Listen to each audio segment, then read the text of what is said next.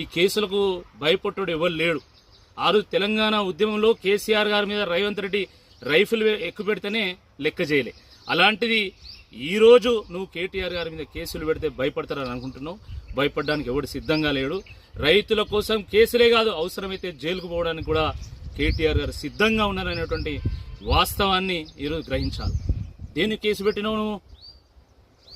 రేవంత్ రెడ్డి, రాహుల్ గాంధీ ఎక్కడ చచ్చిండ్లు? రైతులు చచ్చిపోతా ఉంటే మీరు ఎడవేయిండ్లు అని అడిగినందుకు కేసు పెడతావా? తెలంగాణ మాండలికంలో ఆవేదనతోని ఎక్కడున్నాడు అనే బదులు ఎక్కడ చచ్చిండు అని అంటాం. దానికి కేసు పెట్టాలంటే మరి ఈరోజు రైతులు వరి కుప్పల మీద, కల్లాల కాడ, ఐకేపీ సెంటర్ల కాడ సొమ్మసిల్లి పడిపోతున్నారు, గుండెలా చచ్చిపోతున్నారు. మరి మీ మీద ఏం కేసులు పెట్టాలి? ప్రభుత్వం నిర్లక్ష్యం కారణంగా వాళ్ళు చనిపోవడం లేదా?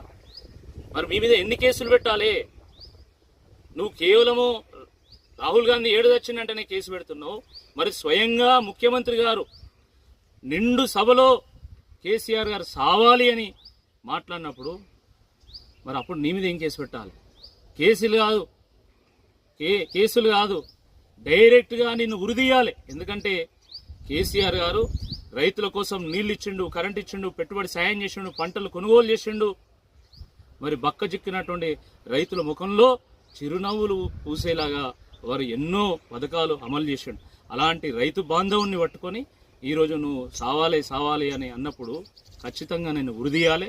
ఇప్పటికైనా మరి కాంగ్రెస్ వాళ్ళు ఈ బుద్ధి తక్కువ వేషాలు మానేసి రైతుల కోసము తక్షణమే కొనుగోలు కేంద్రాల్లో కొనుగోలు ప్రారంభించాల్సిందే ఈ సందర్భంగా మేము డిమాండ్ చేస్తున్నాము.